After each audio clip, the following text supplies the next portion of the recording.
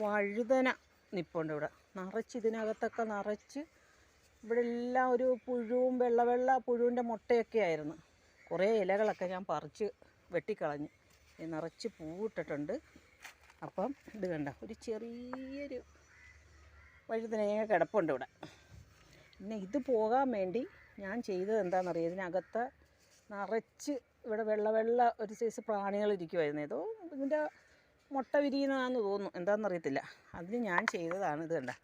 1 litre വെള്ളത്തിനകത്ത് ശകലം പിന്നെ 1/2 teaspoon സോഡാപ്പൊടിയും പിന്നെ പാത്രം കഴുകിയ ഡിഷ് വാഷില്ലേ അതിൻ്റെ ലിക്വിഡ് അത് 1 സ്പൂൺ ഒഴിച്ച്, പിന്നെ എൻ്റെ കയ്യിൽ പിന്നെ ഇതില്ലായിരുന്നു, എന്തുവാ നമ്മൾ എണ്ണയ്ക്ക് പകരം ഞാൻ വെളിച്ചെണ്ണയാണ് ഇതിനകത്ത് 1 സ്പൂൺ ഒഴിച്ചായിരുന്നു.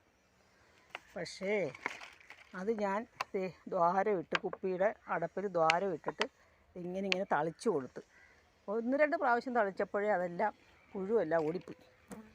നിങ്ങൾക്ക് ഇങ്ങനെ അറിയാമെങ്കിൽ ചെറിയ ടിപ്സൊക്കെ നിങ്ങളും പരീക്ഷിച്ച് നോക്കണം. എന്തെങ്കിലുമൊക്കെ ഇങ്ങനെ 1-2 സാധനങ്ങളൊക്കെ നട്ട് വയ്ക്കണം. ഇതൊക്കെ പൂക്കുന്നതും കായ്ക്കുന്നതും ഒക്കെ കാണുമ്പം തന്നെ നമുക്ക് മനസ്സിനൊരു സന്തോഷമാണ്. പിന്നെ കറി വെക്കുമ്പം പിന്നെ പറയുകയും വേണ്ടല്ലോ, വിഷമില്ലാതെ ഇതിൻ്റെ ചുവട്ടിലൊന്നും ഒന്നുമില്ല, കണ്ട വലിയ വളമൊന്നുമില്ല. ചെറിയൊരു ഗ്രോ ബാഗിനകത്താണ് ഇത് നിൽക്കുന്നത് തന്നെ.